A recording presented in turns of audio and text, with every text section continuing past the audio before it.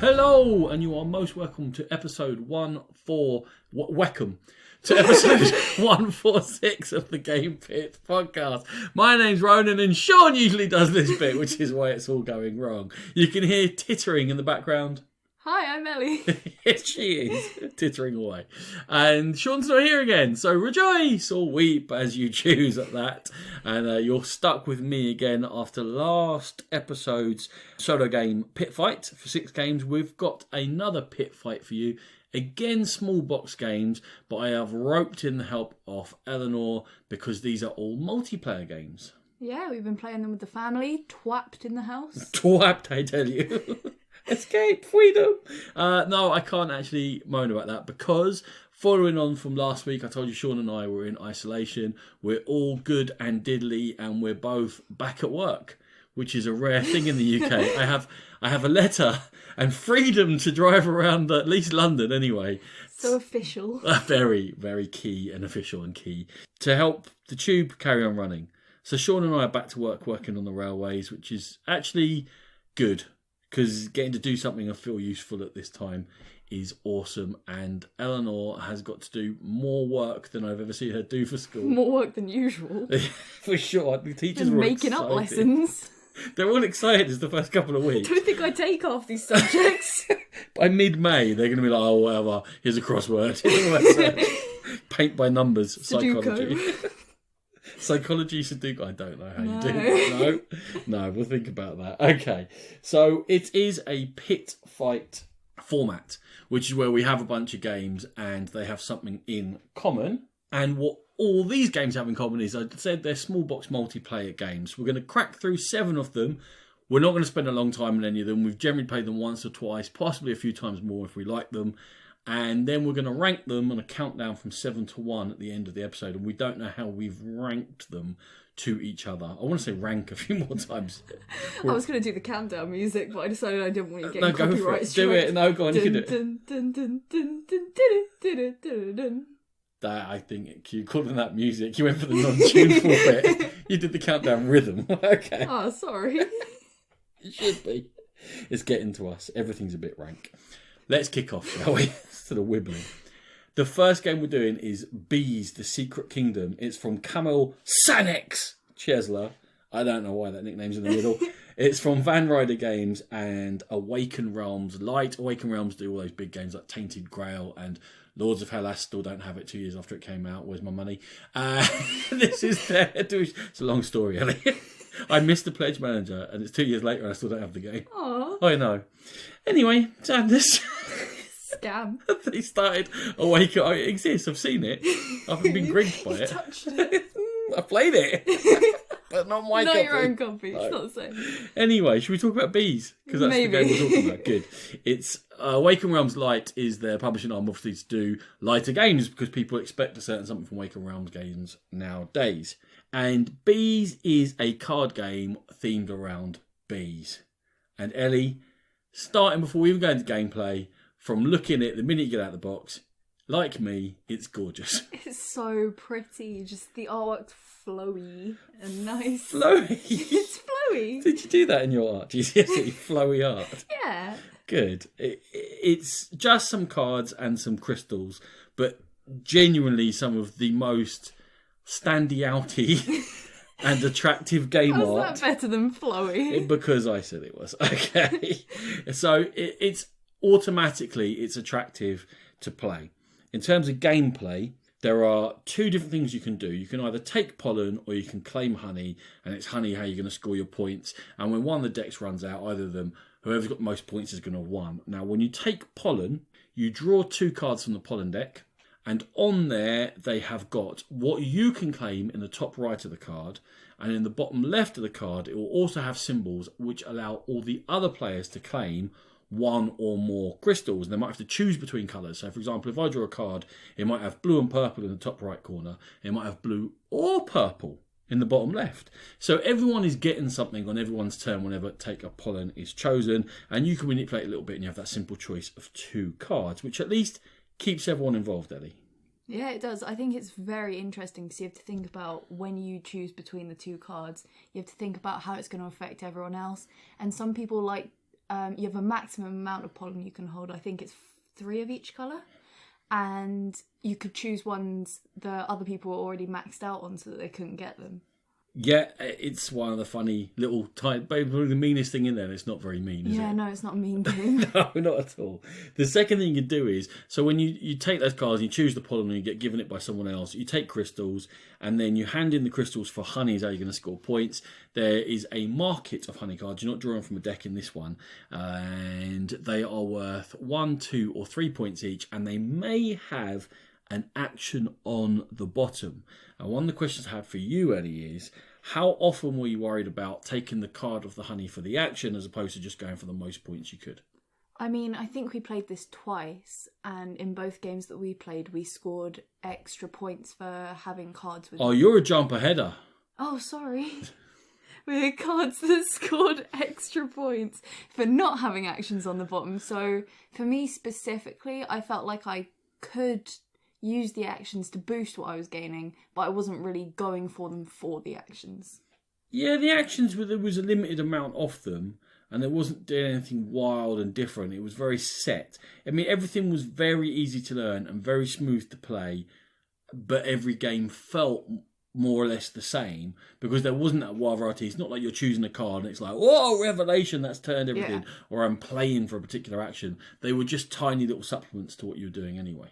And I feel like the actions that you took didn't particularly affect other players, aside from the direct ones that caused them to discard pollen.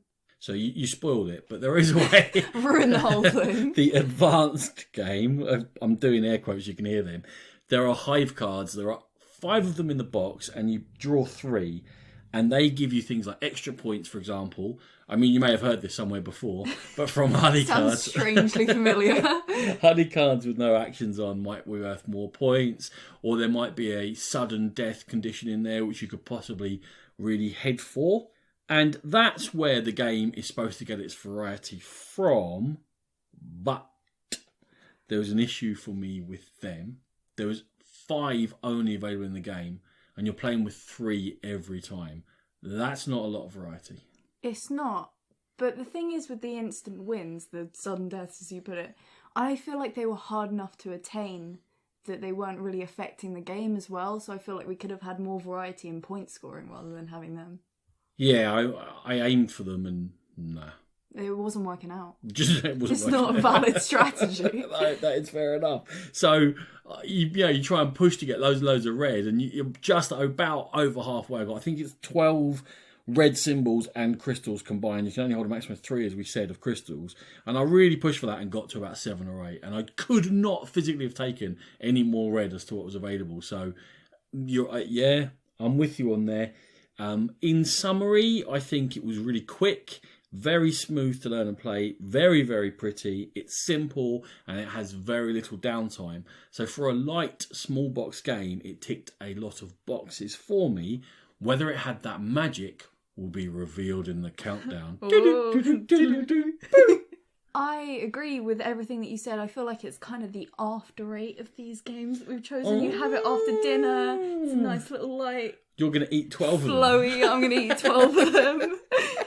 Flowy. Flowy. We're getting dancing. I don't get dancing when I do reviews with Sean. Flowy. Okay, flowy, pretty, smooth. Where's it going to end up? Who knows? Depends how good or bad the rest of the games are, Suspense. I suppose. Boom, boom. We can't do that after 7 games. We're playing our hand too early. Right. The next game we're going to talk about is a bit of an older one. This is Fuse by Kane, Klenko and Renegade Games. And I mentioned it last time when I talked about Proving Grounds. Fuse is sort of the middle game in that Kane Klenko series where we had Proving Grounds with the solo game. This is the small box 10-minute game, and you've got Flatline, which is a slightly bigger one, and they all work on the same premise, whereby you have something that you have to get rid of. In this case, it's bomb cards, and the different bomb cards come in levels 1 to 4, and each player has a couple in front of them. It's a cooperative game, and you start the timer, and someone rolls as many dice as there are players in the game, and then everyone drafts one off those dice and puts it in a valid space on one of the 2 cards in front of them.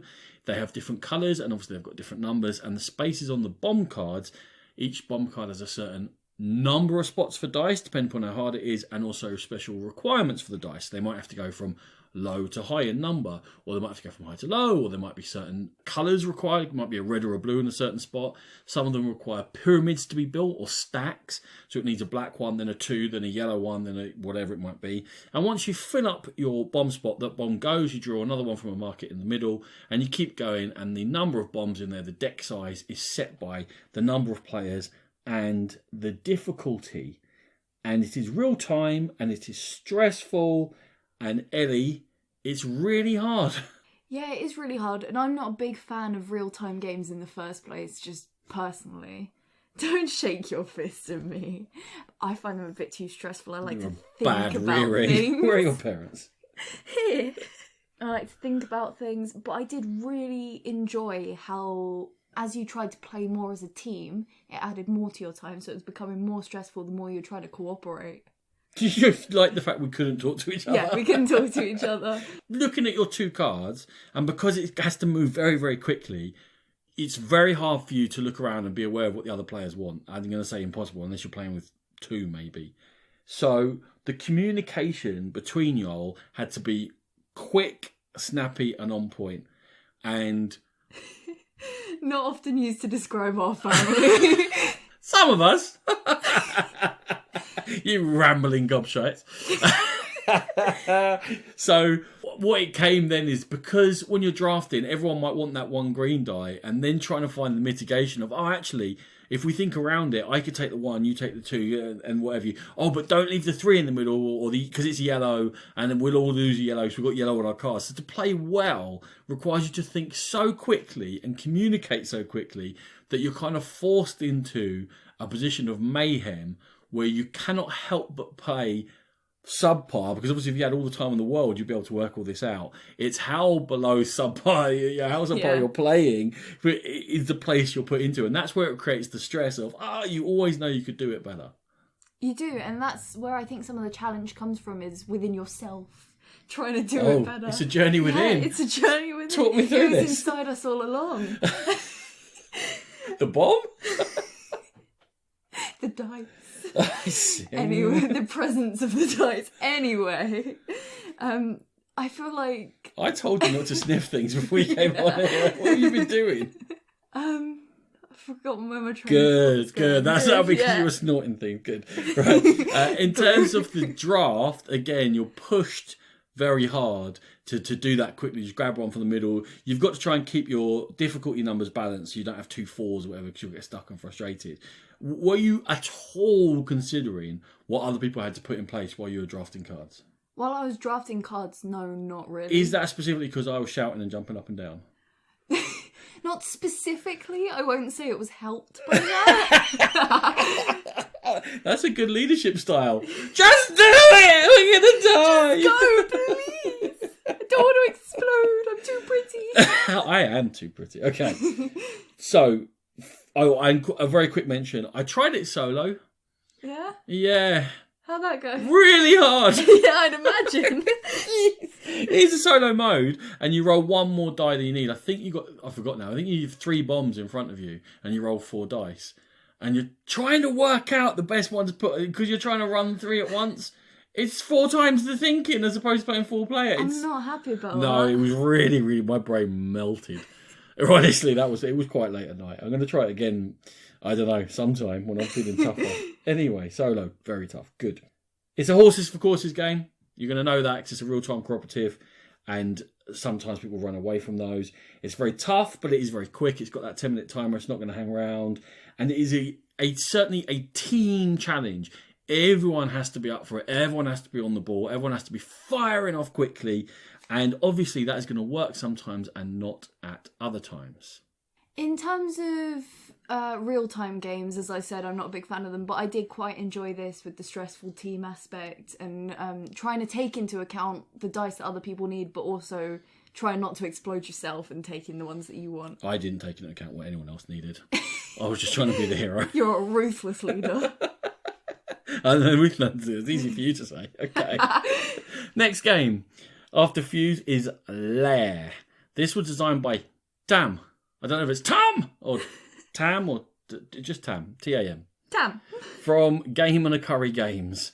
And in Lair, each of the players takes on the role of the lieutenant of a supervillain, and the supervillain has instructed us all to build them a lair inside a volcano. And the way that's going to be done is there's a column of cards laid out, which is in fact your scoring track. Each card in the column starts a row in which rooms can be built, and it starts with 2 rooms built. And each player has got 3 workers of 2 different types.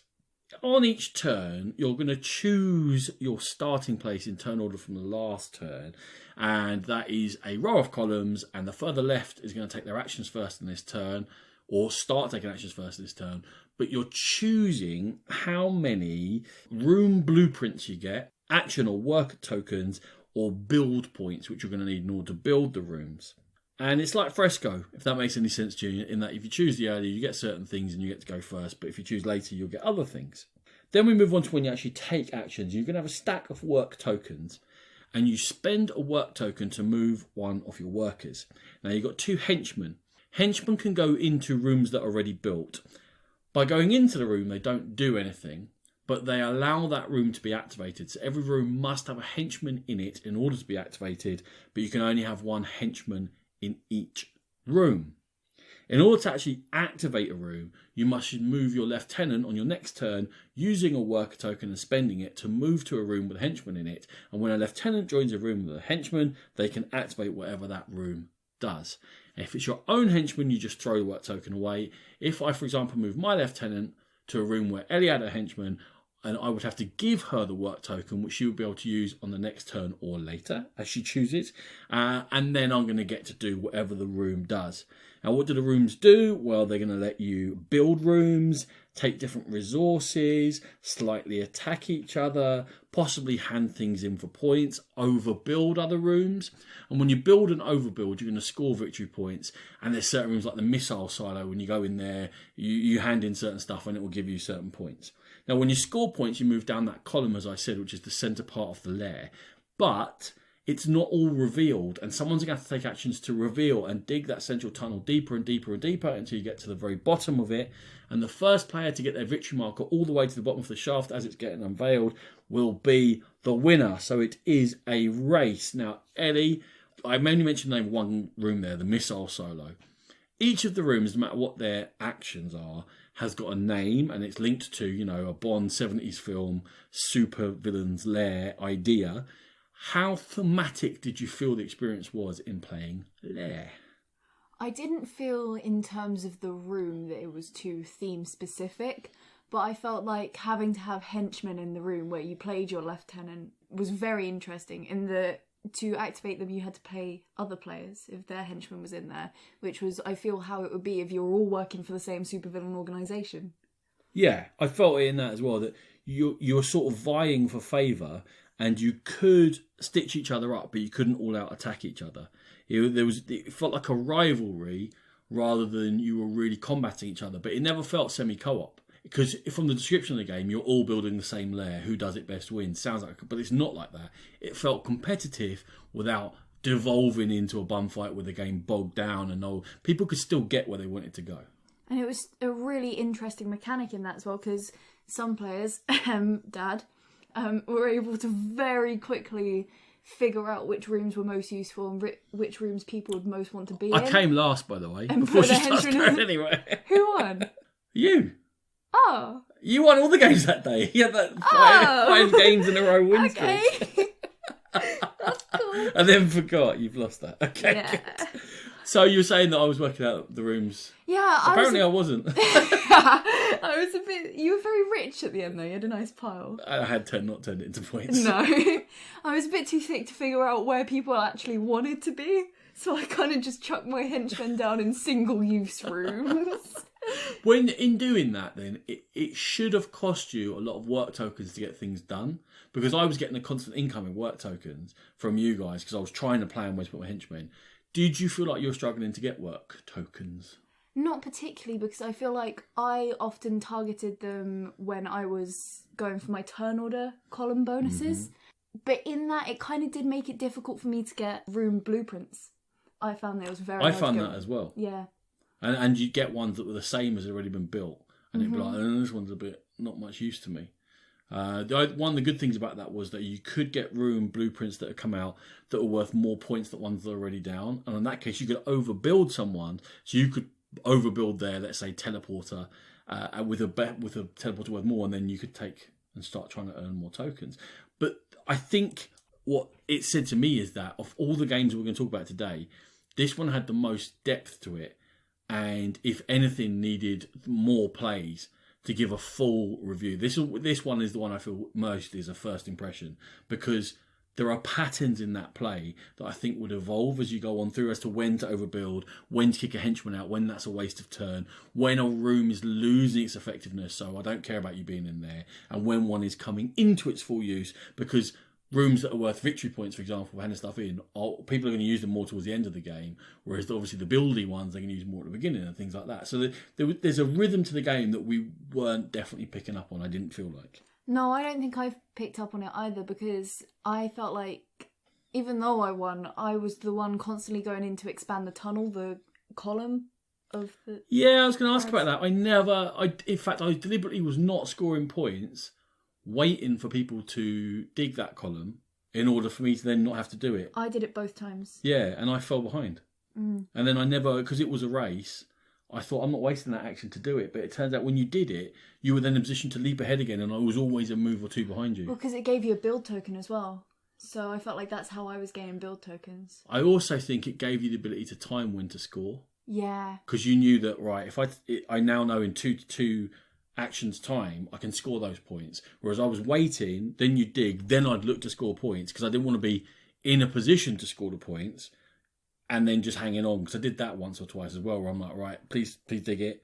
Okay, please dig it. Okay, please. So I was kind of sitting stagnant for a little while. So I thought it was kind of throwaway to first start with, but it became more important than I thought it would be. Yeah, I can definitely see that. I don't really know how it impacted my tactics in general. You made me sound a lot smarter than I actually was, saying that I had a plan to build things. It's the story of your 17 years, that it really is. But yeah, I feel like maybe subconsciously it might have helped. Sure, we'll go with that. We'll go with that, yeah. Good. The puppet master here.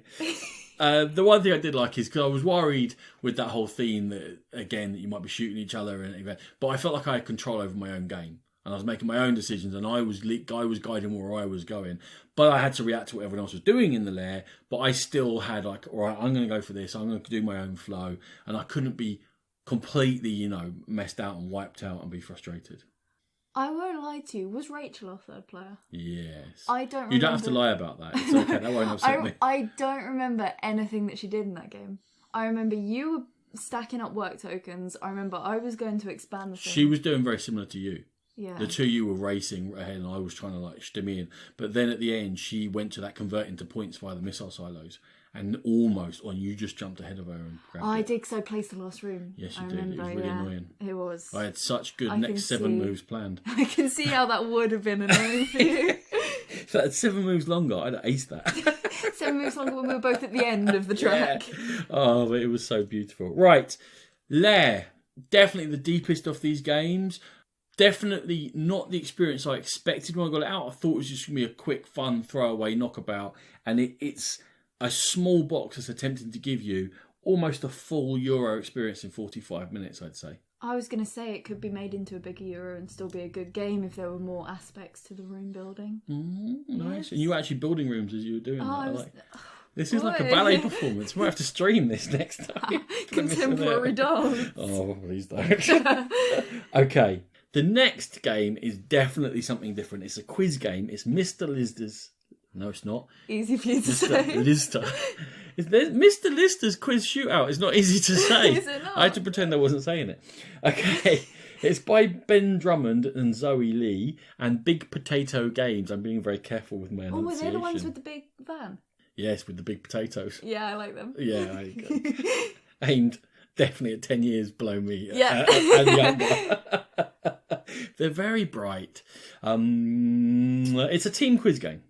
And you have one question master, and they have a question, and it's going to be a list of something. So it's going to be, what are the top 10 of this, or what are the ingredients in this recipe, or what are the 10 most popular that's, whatever it may be. For example, there was name all the races in Middle Earth, or all the ingredients in pad thai, and lots of different things. Each team's going to get 3 chances to answer. Now, off the correct answers, some of them are marked with a star, and if the team gets even one of those, that means they cannot lose that round yet, they are through.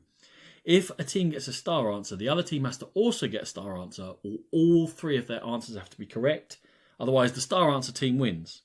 Failing a star answer team, it's whoever has the most correct answers wins out of the 3. Failing that, if it's a tie, you go to a shootout in which there is a question with a numerical answer and both teams get 1 guess, and whoever is closest to the numerical answer, and it will be big. It will be what's the number of Big Macs sold in the US in 2018, for example. It's more than 4. And because I buy that many. Anyway. In the US? Yeah. When I fly in. I don't know. Anyway, whoever guesses nearest to the number will have won that round, and then, you know, you play to whatever many points you want. It's a quiz game. Okay. Something exploded in our kitchen. Moving onwards. Are we going to die? Maybe.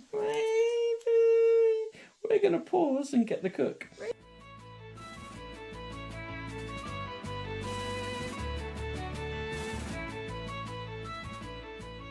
Okay, we're back. No one died. Mr. Lister's quiz shootout, Heidi. We played it in New Year's, didn't we? Yeah, with the fam. 12 of us. And it was a lot of family fun, I'd say. Was it? I felt like Ethan had the most fun out of all of us. He likes a quiz. He loves a quiz, that boy. He's quite factual. Yeah, you thought it was good, did you? I thought it was a quiz game. I'm going to let you talk. I felt like, because you had cans that you had to collect as a win condition. Oh, that's right. That's how you win with the cans. Yeah. Did you forget about that? I did completely forget about that. Yeah. So the quiz cards have different types of cans on the back. 5? I think so, yeah. And you have to collect the 5 different types, but you might collect 4 of one type. Exactly. So I felt like that was the only thing that kind of set it apart from some other quiz games. I had an issue with it, though, in that some of the answers that were given weren't correct. Yeah, keep going. In fact, I'll give you a run at this. 9 cards that we pulled, we must have played 9 or 10 cards. 2 of them are wrong, so that's quite a high. Go on, in terms of wrong, what do you mean? Tell us. As in, there was a question about Disney princesses from birth, and they included Cinderella, and she's not a Disney princess from birth. Thanks. And I mean, I think this family would know. We would know. This family specifically. Didn't we think know. of a princess that they'd forgotten about as well? Yeah, like Moana or something. Could have been. And Ariel, something like that. And there was a question about pad thai, like what are the ingredients of pad thai, and we had some decent cooks in the room going, "What? There's not this." And then there's a question about the Middle Earth races that I mentioned, and goblins weren't on there, but some other things were that were a bit odd. And then you look at the bottom, you know where it says the sources come from, and you're like, oh. It's like fandom wiki and stuff. Is that like the richest? Yeah, the richest do those top 10 videos. Yeah. Top 10 best pairs of Crocs seen in Hollywood stars. That's the source for your quiz? Yeah. Oh, someone watched a BuzzFeed video and then decided to make really? it in. No, yeah. No, seriously. That is the quality of sources for these lists. So when you look at them, you're like, this is just an opinion. This isn't a quiz. This is guess what this one person's opinion was when they were making this video. Fake news. It's rubbish. I'm moving on from Mr. Liz's quiz shootout because a quiz with terrible sources that you can't rely on the answers for is absolute waste of time. So, spoiler 7. Right. We've got 3 left. We'll go through them fairly quickish because these are all relatively light. The deepest one is the first one we're going to come to, and it's called Oriflamme by Adrian and Axel Helsing from Studio H, I should say. Each of the players takes on the role of a different family, jostling for power in a medievalish kingdom. Each player gets a deck of 10 cards. Everyone gets the same 10 cards for their own family. They're going to shuffle them up and draw 7, and then you get to look at your whole hand, and the game's been played with everyone taking their turn to play 1 card at a time until everyone has played all 7.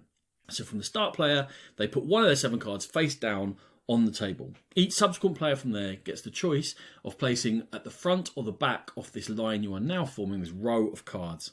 Once everyone has played 1 card, we're then going to start with whoever is on the left, and it may not be the first player. In fact, it probably won't be. And they can choose either to put one power on that card and leave it unturned, or turn it over and activate whatever the power is. And each of the 10 cards everyone gets and the 7 they play, each of those has got a unique power. If you leave the power on there, it will sit there until you flip the card, unless that card is eliminated at some point. Because we run through the row, first player moves around, then everyone plays one more card face down, then we run through the row again, and you're choosing to flip or not. But each of those that has previously been flipped over that is still in play will activate again. So we need to know what sorts of things that these will do. Well, they will score points depending upon what's next to them. They may attack any card in the row and disappear. They may attack adjacent cards and kill them. And every time you kill a card, you score a point for doing it. So not only is it a negative against the next person, but also you're gaining something for it. There's a card called the Ambush that if it gets attacked, gets more money, more influence because you've lured someone into it. You've got a plan you can put in play, and the longer you leave it unflipped, the better, because once it flips over, it doubles its score, but of course someone else can attack it and take all the influence you've gathered on it away from you. You can move cards around in the row, by affecting where things are and how they score and how they affect. And you're going to run through this row, it's going to get affected, you're going to kill each other, and you're going to play it. It's going to take about 20 minutes, and at the end, whoever has collected the most influence points is going to be the winner of Oriflamme. Ellie, this is similar to lots of games in which people get a deck of rolls and they choose a roll each round, and then that roll activates and they're looking to score points. And the most famous one people talk about is Citadels. This one is slightly different. One of the problems people have with Citadels is it's a very direct attacking game. Oriflamme also has that direct attacking whereby you are knocking each other's cards out. How did that work for you as that aspect of the game? I thought the fact that they activated every round was really cool, because you had to set yourself up so certain cards assassinated the card that was next to them. So you had to try and set yourself up in a row with people where you were going to be assassinating them and not yourself. Yeah, the spatial aspect was surprisingly important. And the choice of going to the left or the right of the row. Do I want this to activate early? But when it activates early, does it become a target then? And there were things like, is it your guard or your soldier that kills one either side of you? And sometimes you had to look at what the card was beyond that as well, because definitely I was in a situation with Ellie where her soldier was 2 to the left of me, and I wanted to kill the card in between because it was scoring Sean lots of points. But if I did, the next time we run through the row, her soldier would be next to my soldier, activating first, and to the left of that was her own card. So she's definitely going to kill my soldier. So then do I take out this one that's scoring Sean loads of points, or do I put myself at risk, or do I take out the one to the right, which might be someone who hasn't got so many points? So it was actual, you'd think you flip and you do it, there's not many decisions there. It had more decisions, and the spatial aspect was more important than I anticipated. When it was first explained to us, I didn't fully realise the fact that they were going to activate every round. I thought they activated once when you flipped them. I was taught poorly. No, I get it. No, I understand that. I was trying to learn it from the rule book, but I'll be like that. It's alright, it's fine. Just I fine. forgive you. Thanks. So when we started going through, I went, I haven't placed these very well. Yeah, we all played badly. And then I had to kind of readjust the way that I was playing, which I didn't feel like was so much of an issue the second time I played it, definitely not. Which would be really annoying if it was longer. But the fact it's a 20-minute game, we all played it badly to start with and then went, that will play out differently. Yeah. And we'll attack different things and be a bit smarter. And you're like, I'll definitely score more points next time, and you definitely don't. You never score more, because other people get smarter too. You don't anticipate that other people will also gain strategy. I choose my gaming mates specifically on the grounds that they won't get any smarter. So this is a big letdown. It's another one of these games, I'm going to say, complete lack of downtime. Is that a bad thing for you? No, it's good, because you're constantly there, involved, and you're constantly looking at what other... Even when they're flipping their cards, you're interested in what card they've played, because it informs you as to what they might have left. Because of the conspiracy versus ambush thing as well. You're always trying to anticipate whether or not they've left it too long for it to be a conspiracy, and now they're just trying to get someone to assassinate it. It's really satisfying, though, taking out someone's conspiracy. Because you see just the light go out of their eyes. You're a sad person. And we mentioned it there. I learned it from the rule book. Took about 5 minutes to read it. It's actually a rule pamphlet, I'm going to say. And it's one of those games that really you could teach it in 3 minutes or teach it in 15 and it would make no difference, because someone has to play it. Yeah. They have to play it and see the interaction, and that's when they'll go, I see. Yeah, I quite liked it. I like the as you play more and more, you're going to be able to build more strategies and you're learning, but it's never quite the same because you're never quite sure how different people are going to play it. Nice, very interactive in that way. Yes. Jolly good. So we're sounding more hopeful about Oriflamme than more about Mr. Lister. Just a tad. I use my assassin on Mr. Lister. Okay, our penultimate game is Simulo from Horrible Guild, designed by Hjalmar Martino Chiacchiera and Pierluca Zizi. I wrote those down really badly, my apologies. In Simulo, what you get in, there's two different ones at the moment. There's fables and then there's historical figures. But in each of them, there's 30 cards that have the depiction of a sort of cartoonized face of someone. The person who is going to be the clue giver gets dealt 12 of these cards. They shuffle them up, look at one, shuffle them again, and lay them all out face up. And only they know which one card all the other players are trying to fathom out is the correct one. So it is a cooperative game in that way. The clue giver then draws a hand of 3 cards, and then they will play one of those cards with either a horizontal or vertical aspect, denoting whether this is a positive or negative clue. I'm making this sound a lot more complicated than it is. They're basically saying it's like this for some reason or it's not like this for some reason. So if I had someone who had blonde hair, I could put a card down with blonde hair and it would be vertical saying, yeah, like this. They might pick up on the fact it's blonde hair, might pick up on something else. Then I might put someone, let's say, with black hair sideways to say, not like that. But there's no chance your team are going to get that because they'll be wondering about their parentage, what era they lived in, whether they were left-handed, what Some the names nice of their abstract guessing. yeah, what names their horses, all sorts of different stuff. After the first card's played, it's up to the team to remove 1 of the 12 cards out of play. Second card, they remove 2, then 3, then 4, then you'll be down to just 2 cards left if you've got that far, because if they ever remove the card you're trying to get them to guess, then we have all lost. And from the last 2, you get the last and 5th clue, and they remove 1 of them, and we are either right or we are wrong. And this is Mysterium Light Eleanor in about 5 to 10 minutes of gameplay.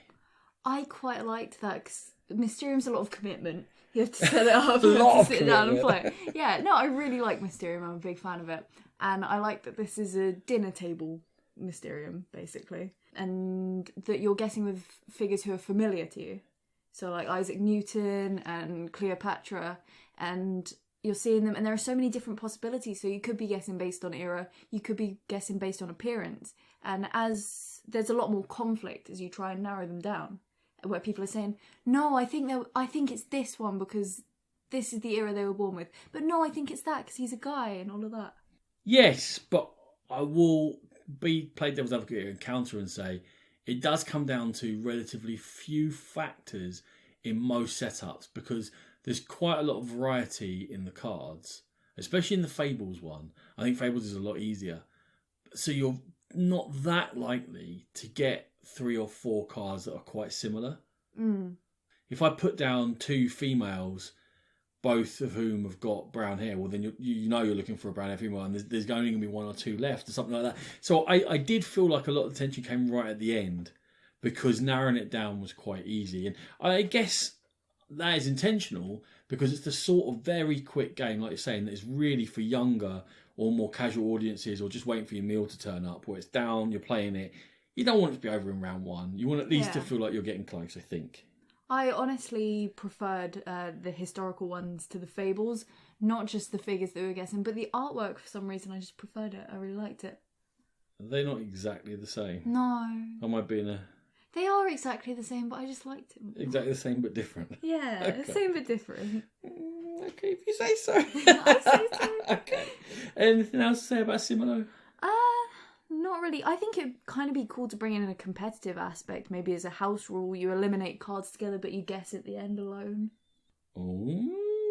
Yeah. Well, you could write down which one you eliminate all the way down and see who got the right one. Oh. All right, we're trying that later. Yeah. And that's Simulo. Super quick rundown. It is Mysterium boiled down to its bare essence, but it's meant to be that, so that's what you get within the package. The final game that we're doing, the final game that we're doing is Snowman Dice, designed by Mike Elliott from Brain Games.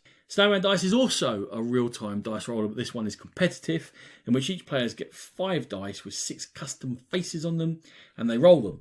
They are trying to get the feet, the body, and the head off a snowman rolled.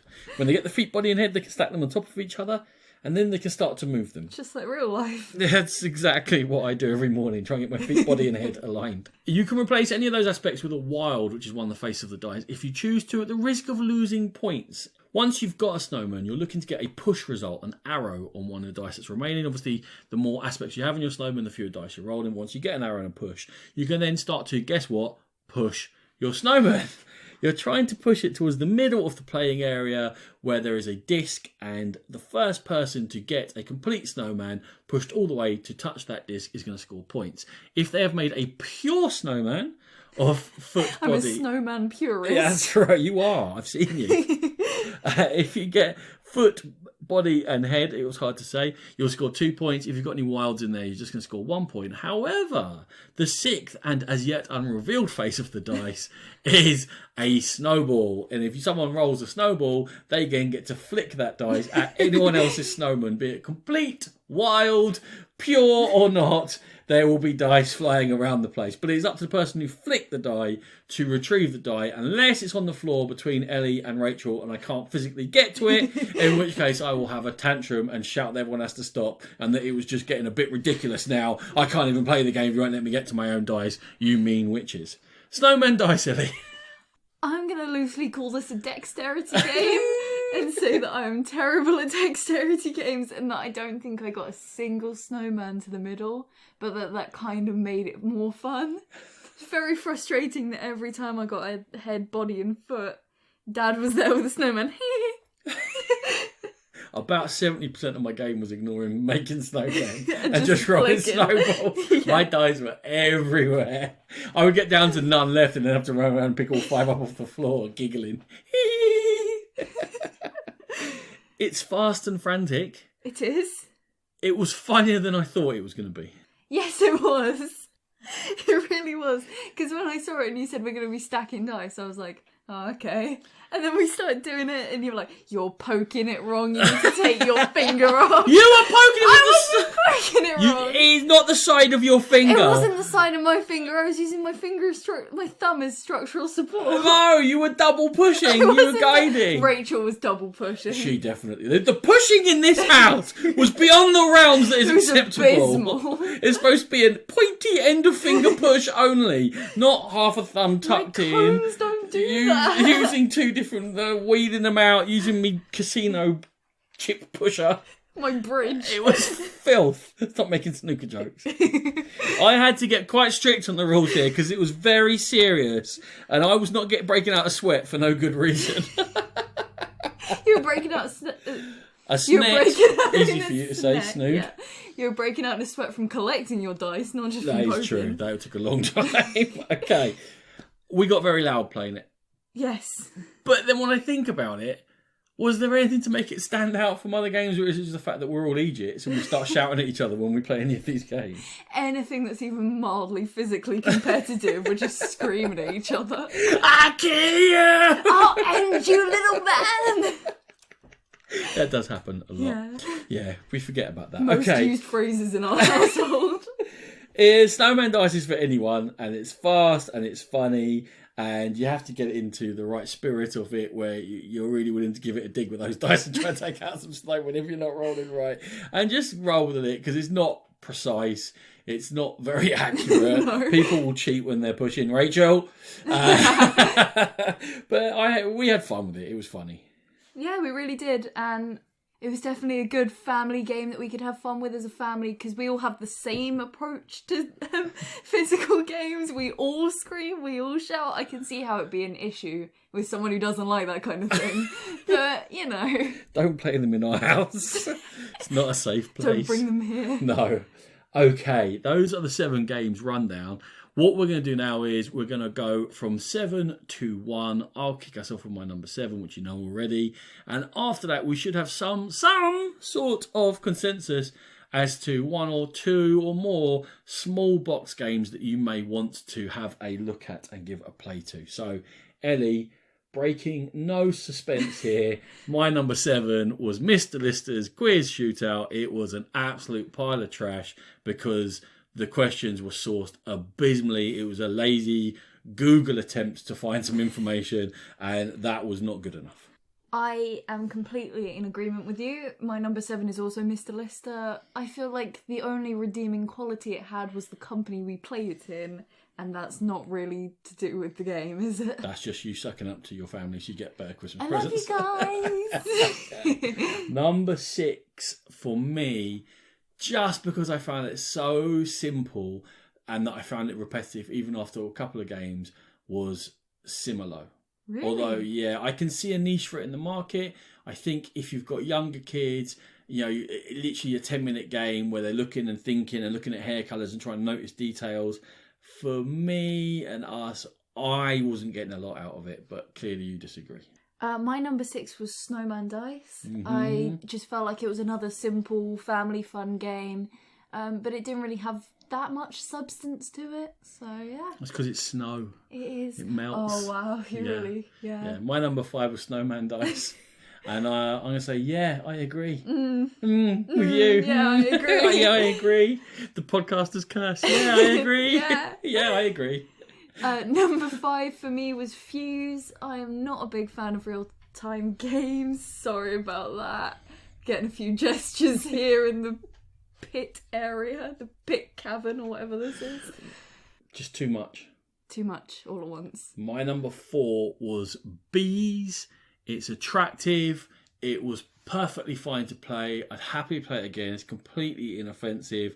Again, I think it's probably for younger, just younger, not even casual players, I think. But in terms of, if I was stepping the girls, they were a lot younger, and stepping them into playing games, I'm talking around 6, 7, 8.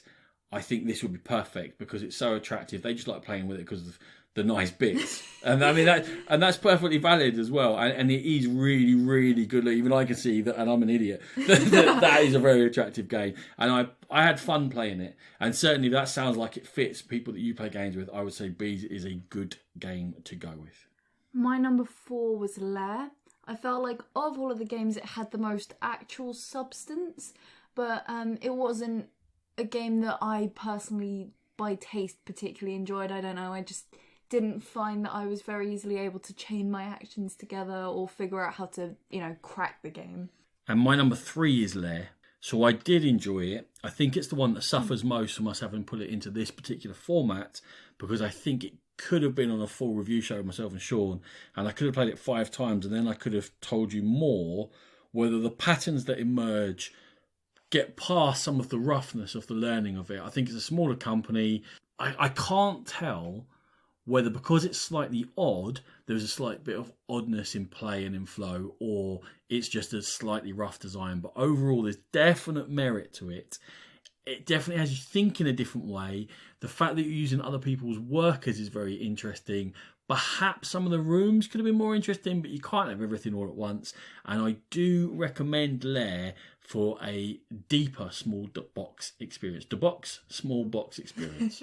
The box. My number 3 is Similo. As I said before, I'm a huge fan of Mysterium, and I like that it's a small, condensed version of Mysterium, where we were able to put in our fun little abstract family jokes and stuff, and get everyone guessing. And my number 2 is Oriflamme, which to me was a much better but similar game to Citadel's. I think that the interaction was really fun. I think that there was attacking but with no malice. There was always opportunities to score points.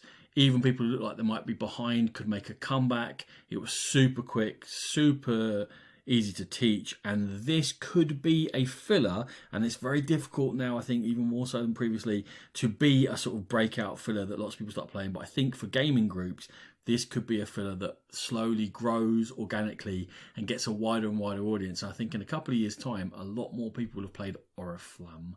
My number 2 is Bees. I really enjoyed it. Like Dad said, it was really pretty. I like playing it. I like collecting little things. I like that there wasn't that much downtime because you were always collecting off other people's actions. We get more of my interpretive dance over here. I just really liked Bees.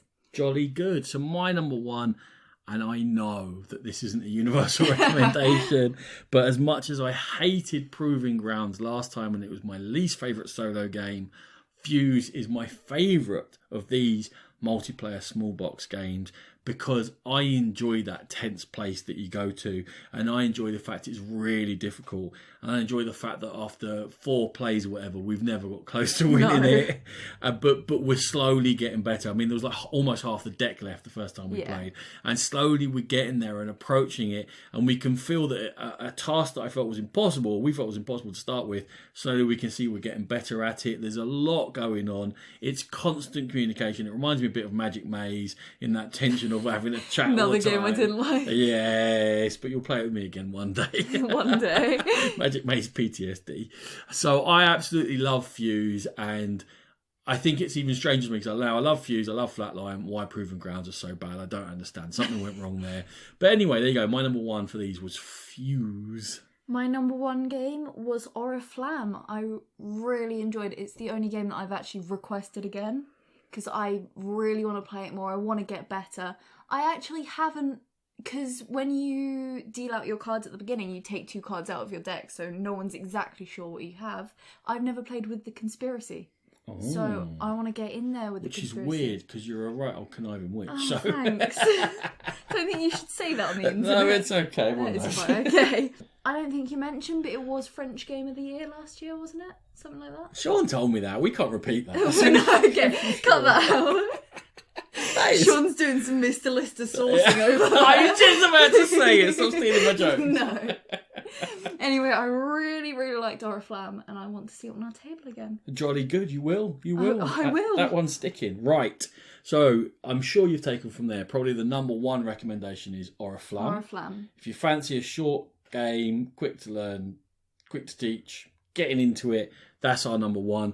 I would say the next 2 that came with recommendations, they're both our top 4s, were Bees and Lair. Yeah. Almost the opposite ends of depth for games in these boxes this small. Bees very light for casual audience. Lair if you want some meat. And those will be, if you get those 3 small box games for the next couple of months, that will set you right, I would say. Yeah. Good. Quarantine games. Oh, we'll try not to talk about it too much. Sorry. We're trying to let everyone enjoy themselves. Right. Thank you, Eleanor, for being here. Thank you for having me. You're very welcome. In my own dining room. You're literally locked in the house. I am. You had no choice. Thank you all for joining us again on The Game Pit. If you want to catch all our episodes, you can head to thegamepit.podbean.com. You can get them on Stitcher or iTunes or Spotify or AntennaPod or... I've never even heard of that one. Oh, that's one I use. I like AntennaPod. There you go. There's a free. I use Spotify. Oh, not really. Anyway. You can get them in all those places. And they're wherever you get your podcast from, because you listen to this. I don't know why we say that. No. But the companies, when you go on, tell you have to mention their company. Yeah, it's like, okay. We're on Spotify. Okay, good. We love you, Spotify. If you want to talk to us, you can catch us at thegamepitpodcast@gmail.com. Also, we are fairly active on Twitter. On Facebook, we've got an Instagram account that Natalie runs for us, so we're there as well. We've also got our Board Game Geek Guild. Head over there for amazing gaming coverage. Head to thedicetower.com, including the Dice Tower YouTube channel, where you will be seeing videos from us again one day, believe it or not. At some point. Well, I've either been ill or I'm back to work. So this quarantine's not working for me getting videos done, but it's getting there. Thank you so much, everyone, and we'll catch you next time. Maybe even with Sean on The Game. If he shows up. Music by E. Aaron.